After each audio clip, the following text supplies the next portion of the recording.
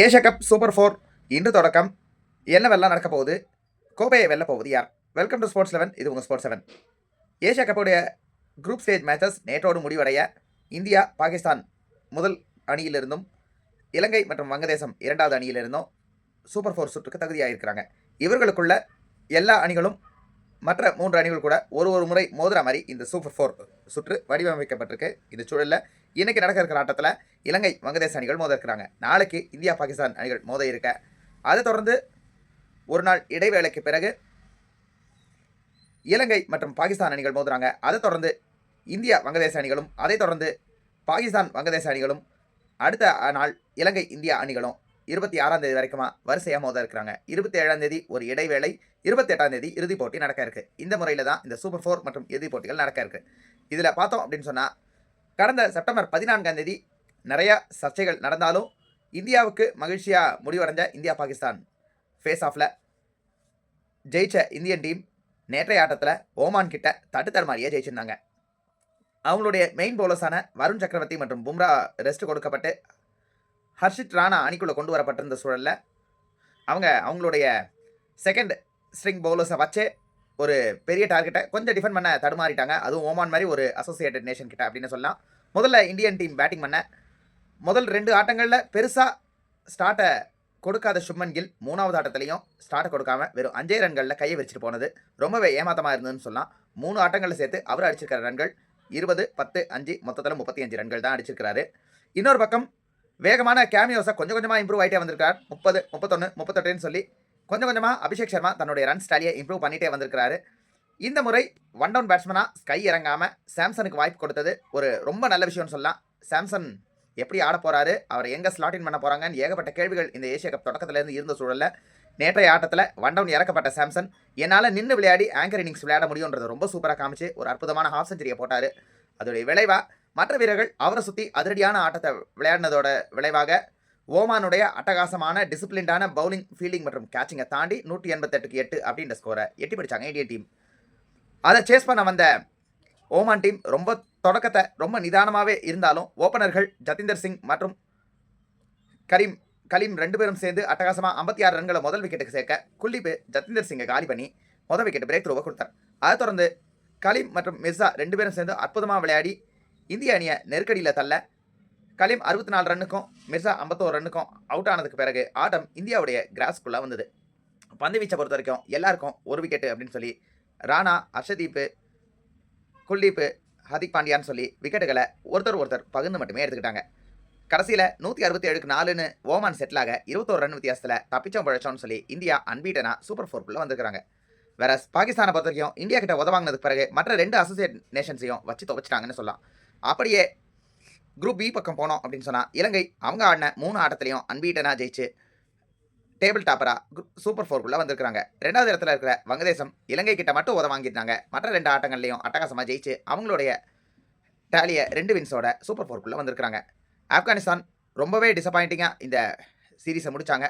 நல்லா ப்ராமிஸ் கொடுப்பாங்கன்னு எதிர்பார்த்த சூழலில் ரொம்ப டிசப்பாயிண்டிங்காகவே அவங்களுடைய கேம்பெயின் முடிவுக்கு வந்துச்சு. அதுலேயும் கடைசி மேட்ச்சில் வெள்ளலகை ஓவரில் நபி 5 6 என்ன தான் அடித்து கொடுத்தாலும் சேசிங்கில் குசல் மெண்டிஸை அவங்களால நிறுத்த முடியாமல் போனது ஒரு பெரிய டிசப்பாயின்மெண்ட்டாகவே அமைஞ்சுது. அதுலேயும் ரஷித் கானுடைய கேப்டன்சி ரொம்ப புவராக இருந்தது. ஆப்கானிஸ்தானுக்கு கம்ப்ளீட்டாக பேக் ஃபயர் ஆகிடுச்சுன்னு சொல்லலாம். ஸோ சூப்பர் 4 பொறுத்த வரைக்கும் இந்த ஆட்டங்கள் தொடர்ச்சியாக நடந்து இதில் முதல் 2 இடத்தை பிடிக்கக்கூடிய அணிகள் இறுதிப் போட்டிக்கு தகுதி பெறும். இதுக்கு முன்னாடி இதே மாதிரி சினாரியோஸில் சூப்பர் 4 ஆட்டங்கள் நடக்கும்போது 2016 இந்தியா பாகிஸ்தான் அணிகள் இந்த மாதிரி நாக் அவுட் ரவுண்டில் மோதும்போது இந்தியா 9 விக்கெட் வித்தியாசத்தில் ஹேண்ட்ஸ் டவுனாக ஜெயிச்சு ஓப்பனர்கள் 2 பேரும் நின்று செஞ்சுரி அடிக்க அப்படியே பாகிஸ்தானை தட்டி தூக்கி போட்டு ஃபைனலுக்கு போய் அந்த வருஷம் கப்பையும் ஜெயிச்சாங்க. அதாவது 2018 இப்படி நடந்துச்சு.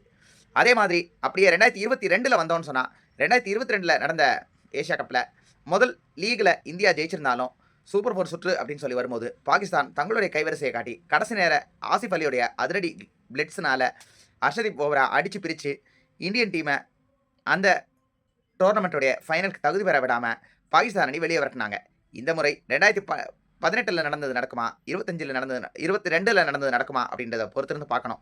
காரணம், பாகிஸ்தானை பொறுத்த வரைக்கும் அவங்களுடைய பேட்டிங், அதுலேயும் பர்டிகுலர்லி டாப் ஆர்டர் ரொம்பவே ஸ்ட்ரகிள் ஆகிட்டு இருக்கிறாங்க. அவங்களுடைய ஓப்பனரான சைமாயும் விளையாடின 3 மேட்ச்லேயுமே டக் அவுட்டை மட்டுமே ஆகி இருக்கிற சூழல்ல, இவரு போயிட்டா பும்ரா பால்ல 6 சிக்ஸ் அடிக்க போறாரு அப்படின்னு சொல்லிட்டு, பயங்கர விமர்சனங்களும், பயங்கரமான ட்ரோல்களும் ஆயுப் மேல வைக்கப்பட்டுட்டு இருக்கு. ஆனா, பேட்டிங்ல சோபிக்காத ஆயுப் பந்து வீச்சுல சோபிச்சுட்டு இருக்கிறாரு.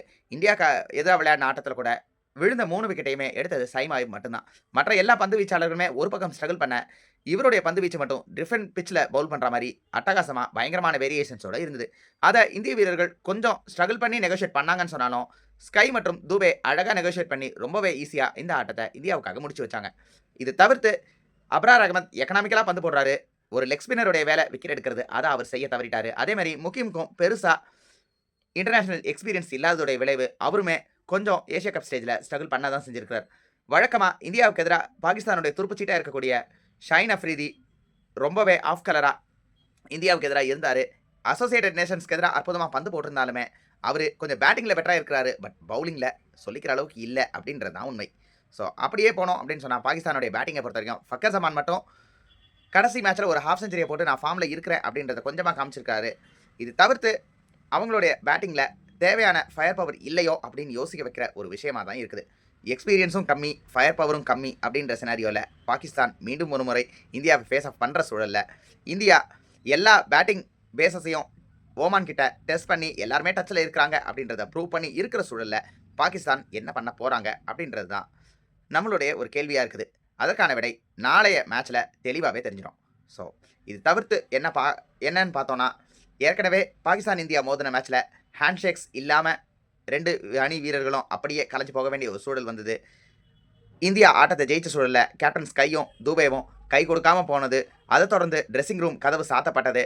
பாகிஸ்தானுடைய கோச்சிங் ஸ்டாஃப் கூட நாங்கள் கை கொடுக்க மாட்டோம் அப்படின்னு சொல்லி இந்திய அணி எடுத்திருந்த ஒரு நிலைப்பாடு, பெஹல்காம் டெரர் அட்டாக்குக்கு ஒரு சரியான பதிலடி அப்படின்னு சொன்னாலுமே, ஸ்போர்ட்ஸ்மேன்ஷிப் இல்லை அப்படின்னு சொல்லி பாகிஸ்தான் தரப்பில் இருந்து பயங்கரமான கடுமையான காட்டமான விமர்சனங்களை தொடர்ச்சியாக வச்சுட்டே இருக்கிறாங்க. இதற்கு மீண்டும் ஒரு முறை இந்தியா பேட்டால் பதில் சொல்கிறாங்களா அப்படின்றத நம்ம பொறுத்து இருந்தால் பார்க்கணும்.